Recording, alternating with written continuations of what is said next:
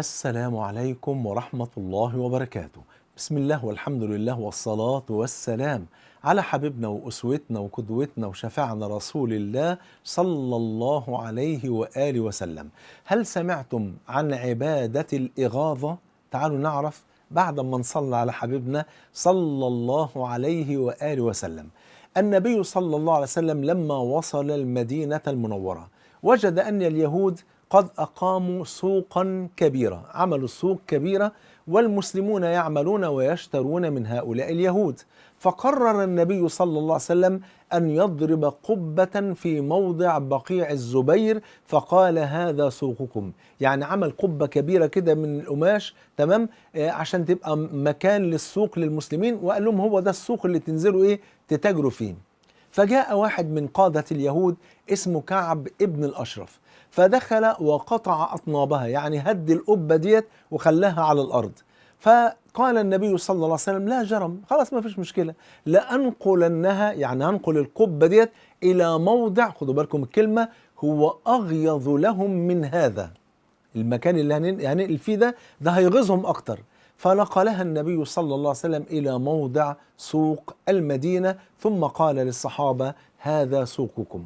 طيب، السوق عبارة عن ساحة كبيرة جدا مخصصة للتجار، كل تاجر بيجيب البضاعة بتاعته ويضعها ويعرضها أمام الناس ويبيع ويشتري لحد آخر اليوم، ثم بعد ذلك ينصرف ويأتي في اليوم التالي إلى نفس الموضع المحدد له عشان يتاجر فيه بفضل الله سبحانه وتعالى. خدوا بالكم من حاجة، إغاظة العدو في ناس كتيرة ما تعرفش إنها عبادة بنتقرب بها إلى الله، بس إغاظة مين؟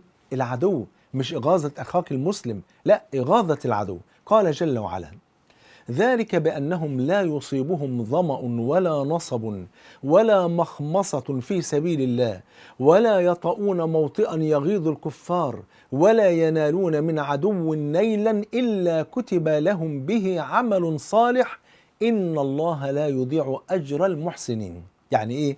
يعني ذلك بأنهم لا يصيبهم ظمأ يعني عطش، ولا نصب يعني تعب، ولا مخمصة في سبيل الله يعني ولا مجاعة أثناء الغزو، ولا يطؤون موطئا يغيظ الكفار يعني لا ينزلون أرضا يغيظ الكفار نزول المسلمين فيها، ولا ينالون من عدو نيلا بأنهم يصيبون من عدو الله ومن أعدائهم شيئا من أموالهم أو أنفسهم أو أولادهم إلا كتب لهم به عمل صالح إن الله لا يضيع أجر المحسنين. طب احنا كمسلمين دلوقتي يا شيخ محمود نقدر نغيظ الأعداء ازاي ونقدر نمارس عبادة الإغاظة ازاي؟ بكل بساطة بمقاطعة منتجات الأعداء، ده من أكثر الأشياء التي تغيظ الأعداء، بنصرة أهلنا في فلسطين وسوريا والسودان وكل بلاد المسلمين. نقدر نغيظ العدو بثباتنا على الحق.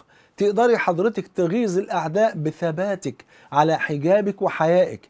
نقدر نغيظ الشيطان نفسه بطاعتنا لله وتوبتنا إلى الله إن وقعنا في معصية، ونقدر نغيظ الشيطان بدعوة الناس إلى دين الله وإلى طاعة الله وإلى اتباع رسول الله صلى الله عليه وسلم. إذن فهناك عبادة اسمها عبادة الإغاظة يغفل عنها كثير من الناس. أسأل الله عز وجل أن يجمعني وإياكم مع سيد ولد آدم صلى الله عليه وسلم في الفردوس الأعلى. بحبكم في الله، والسلام عليكم ورحمة الله وبركاته.